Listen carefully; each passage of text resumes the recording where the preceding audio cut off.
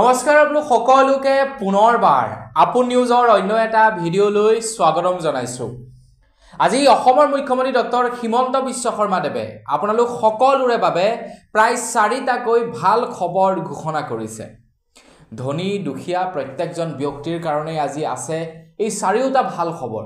ক'বলৈ গ'লে ধনীৰ কাৰণে ভাল খবৰ নহয়, দুখীয়া আৰু মধ্যবিত্তৰ কাৰণে এই 4টা আপোনালোকৰ বাবে ভাল খবৰ। তো এই 4টা ভাল খবৰনো কি মই আজি আপোনালোকক তাৰ সম্বন্ধে আজিৰ এই ভিডিঅ'টোত আপোনালোকক জনাম। তো 4টা ভাল খবৰৰ বিষয়ে যদি জানিব বিচাৰে ভিডিঅ'টো প্ৰথমৰ পৰা শেষলৈকে চাই থাকিব। আৰু আগতীয়াকৈ আপোনালোক সকলোকে এটা ৰিকুৱেষ্ট, যদি খবৰ কেইটা জানি ভাল লাগে তেন্তে লাইক এটা কৰি থৈ যাব আৰু আপোনাৰ বন্ধুবৰ্গলৈ ভিডিঅ'টো শ্বেয়াৰ কৰক যাতে সকলোৱে এই খবৰটি জানিব পাৰে। চৰকাৰী আঁচনিৰ সুবিধা, চৰকাৰী আঁচনিৰ খবৰ যদি জানিব বিচাৰে মোৰ চেনেলটো সাবস্ক্ৰাইব কৰি ৰাখিব। এনে ধৰণৰ খবৰবিলাক নিতো আপলোড হৈ থাকে। তো মই শ্ৰীপাঞ্জিত গগৈ, আপোনালোকে চাই আছে আপোন নিউজ। আহক আৰম্ভ কৰোঁ আজিৰ ভিডিঅ'। আগবাইছোঁ প্ৰথমটো ভাল খবৰৰ ফালে। প্ৰথম ভাল খবৰটো ওলাইছে ৰেচন কাৰ্ডৰ হিতাধিকাৰীসকলৰ বাবে। তো ৰেচন কাৰ্ডৰ হিতাধিকাৰীসকলক চাউলৰ লগতে দালি, চেনি আৰু নিমখ এই 3টা সামগ্ৰী দিয়াৰ কথা উল্লেখ কৰিছিলে অসম চৰকাৰৰ ফালৰ পৰা। আমাৰ অসম চৰকাৰৰ যি নেকি 2025 আৰু 2026 চনৰ বাজেট ঘোষণা কৰা হৈছিলে, সেই বাজেটত ধাৰ্য কৰিছিলে যে অসম চৰকাৰে অসমৰ যিসকল ৰেচন কাৰ্ডৰ হিতাধিকাৰী আছে তেওঁলোকক চাউলৰ লগতে চেনি, দালি আৰু নিমখ এই 3টা সামগ্ৰী প্ৰদান কৰিব। এতিয়া কেতিয়াৰ পৰা দিব আপোনালোকে এই 3টা সামগ্ৰী? এই 3টা সামগ্ৰী কিন্তু আপোনালোকে একেবাৰে বিনামূলীয়াকৈ নাপায়। আপোনালোকে দালিত 25 টকা ৰেহাই পাব, চেনিত আপোনালোকে 20 টকা আৰু নিমখত 10 টকা আপোনালোকে ৰেহাই লাভ কৰিব। বজাৰত যদি নিমখৰ মূল্য 20 টকা আপোনালোকে 10 টকাত পাব, চেনি যদি 50 টকা তেন্তে 30 টকাত লাভ কৰিব। যদিহে বজাৰত 100 টকা মূল্যত পোৱা যায় দালি তেন্তে আপোনালোকে 75 টকাত লাভ কৰিব। তো কেতিয়াৰে পৰা আপোনালোকে লাভ কৰিব এই ফ্ৰী সামগ্ৰীসমূহ?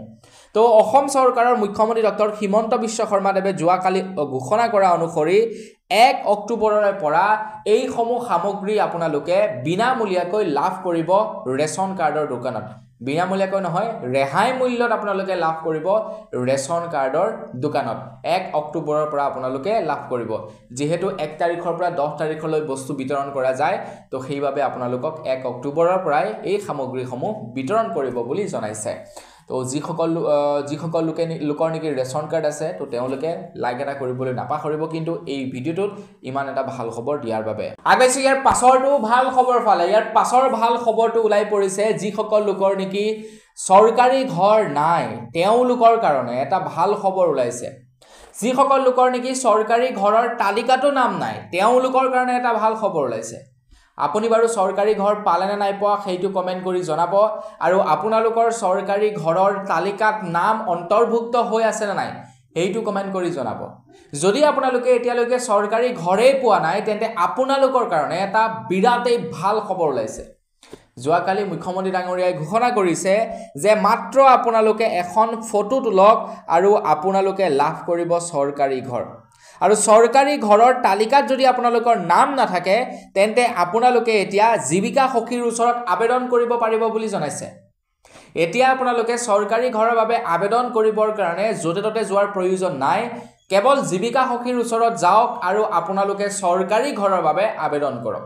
কোনো আপোনালোকে পলিটিচিয়ানৰ ওচৰত যাব নালাগে, কোনো আপোনালোকে বিজেপি পাৰ্টিৰ মানুহৰ ওচৰত যাব নালাগে, কংগ্ৰেছ পাৰ্টিৰ মানুহৰ ওচৰত যাব নালাগে, ডাঙৰ ডাঙৰ মন্ত্ৰী বিষয়াৰ ওচৰত যাব নালাগে। আপোনালোকে যাওক জীৱিকা সখীৰ ওচৰত। জীৱিকা সখীৰ ওচৰত গৈ আপোনালোকে কৰিব পাৰিব আবেদন। মুখ্যমন্ত্ৰী ডাঙৰীয়া দেৱে কোৱা অনুসৰি খুব শীঘ্ৰেই আপোনালোকৰ বাবে এটা হোৱাটছআপ নাম্বাৰ মুকলি কৰা হ'ব। আপোনালোকৰ যদি চৰকাৰী ঘৰ নাই আপোনালোকে ঘৰৰ ফ্ৰণ্টত ৰখি একপি চেলফি তোলক আৰু সেই চেলফি কপি মুখ্যমন্ত্ৰী ডাঙৰীয়ালৈ পঠাই দিয়ক আৰু তাৰ পাছত আপোনালোকৰ চৰকাৰী ঘৰৰ বাবে নাম অন্তৰ্ভুক্ত হৈ যাব। খুব শীঘ্ৰেই মোবাইল নাম্বাৰটো জাৰি কৰা হ'ব। আপোনালোকক জনাই দিম যেতিয়াই সেই মোবাইল নাম্বাৰটো জাৰি হয়। আগবাইছোঁ ইয়াৰ পাছৰটো ভাল খবৰ ফালে। ইয়াৰ পাছৰ ভাল খবৰটো ওলাইছে অৰুণোদয় আঁচনিৰ ওপৰত। আপুনি বাৰু অৰুণোদয় আঁচনিৰ ধন লাভ কৰে নে নকৰে কমেণ্ট ছেকশ্যনত জনাবচোন বাৰু। বহু লোকে অৰুণোদয় আঁচনিৰ পইচা পায় আৰু বহু লোকে নাপায়।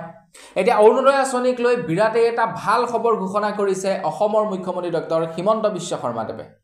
অৰুণোদয় আঁচনিক লৈ ঘোষণা কৰিছে যে নতুনকৈ আৰু 14 লাখ লোকে পাব অৰুণোদয় আঁচনিৰ ধন। ছেপ্টেম্বৰত প্ৰায় 3 পৰা 4 লাখ লোকে লাভ কৰিব অৰুণোদয় আঁচনিৰ ধন। কোনো দুখীয়া লোক বঞ্চিত নহয় অৰুণোদয় আঁচনিৰ পৰা। মুখ্যমন্ত্ৰী ডক্টৰ হিমন্ত বিশ্ব শৰ্মাদেৱৰ এই ঘোষণা। যদিহে 2026 চনত আকৌ এবাৰ বিজেপি চৰকাৰ আহে তেন্তে 14 লাখলৈ এই অৰুণোদয় আঁচনিৰ হিতাধিকাৰীৰ লিষ্ট বৃদ্ধি কৰাৰ কথা কৈছে আৰু এই বছৰতে আৰু 3 পৰা 4 লাখ লোকক অৰুণোদয় আঁচনিৰ তালিকাত নাম অন্তৰ্ভুক্ত কৰাৰ কথা উল্লেখ কৰিছে অসমৰ মুখ্যমন্ত্ৰী ডক্টৰ হিমন্ত বিশ্ব শৰ্মাদেৱে। তো আপোনালোকে যদি অৰুণোদয় আঁচনিৰ ধন নাই পোৱা চিন্তা কৰিব নালাগে। 2026 চনত যদি আহি যায় পুনৰবাৰ বিজেপি চৰকাৰ তেন্তে আপোনালোকে লাভ কৰিব অৰুণোদয় আঁচনিৰ ধন, বা যদি 26 চনত নাহেও বিজেপি চৰকাৰ তেতিয়াও আপোনালোকে কংগ্ৰেছৰ হাতেৰে এইবিলাক পায়ে থাকিব, সেইটো কোনো টেনশ্যন নাই। কিন্তু তাৰ পূৰ্বে আৰু 3-4 লাখ লোকে অৰুণোদয় আঁচনিৰ ধন লাভ কৰিব। আগবাইছোঁ একেবাৰে শেষৰটো খবৰ ফালে, একেবাৰে শেষৰটো ভাল খবৰ ফালে। একেবাৰে শেষৰ ভাল খবৰটো ওলাইছে চৰকাৰী ঘৰৰ ওপৰতে, প্ৰধানমন্ত্ৰী আৱাস যোজনাৰ ওপৰতে ওলাইছে একেবাৰে শেষৰটো ভাল খবৰ। তো আপোনালোকে বাৰু জিঅ' টেগ কৰিলে নে নাই কৰা কমেণ্ট ছেকশ্যনত জনাবচোন। চৰকাৰী ঘৰৰ বাবে আপোনালোকে জিঅ' টেগ কৰিলে নে নাই কৰা সেইটো কমেণ্ট ছেকশ্যনত জনাই যাওক। এতিয়া পৰ্যন্ত যদি জিঅ' টেগ আপোনালোকে কৰা নাই, চৰকাৰী ঘৰ লাভ কৰিবৰ বাবে যদি এতিয়ালৈকে আপোনালোকে জিঅ' টেগ কৰা নাই, আপোনালোকৰ নিজৰ পঞ্চায়তত যাওক, জিঅ' টেগ হৈ আছে। আপোনালোকে জিঅ' টেগ কৰক আৰু জিঅ' টেগ কৰিলেহে কিন্তু আপোনালোকে চৰকাৰী ঘৰ পাব। যদি জিঅ' টেগ নকৰে তেন্তে চৰকাৰী ঘৰ কিন্তু নাপাব। 17 মাৰ্চ তাৰিখৰ পৰা অসমত জিঅ' টেগ আৰম্ভ হৈছে। গতিকে জিঅ' টেগ যদি এতিয়ালৈকে কৰা নাই শীঘ্ৰেই কৰক। এতিয়া মুখ্যমন্ত্ৰী ডাঙৰীয়াই ঘোষণা কৰিছে ৰাজ্যত পুনৰ 10 পৰা 15 লাখ লোকে লাভ কৰিব চৰকাৰী ঘৰ। 1 এপ্ৰিলৰ পৰা নতুনকৈ প্ৰায় 3,80,000 লোকে চৰকাৰী ঘৰ লাভ কৰিব বুলি জনাইছে আৰু 17 মাৰ্চৰ পৰা হৈ আছে জিঅ' টেগ।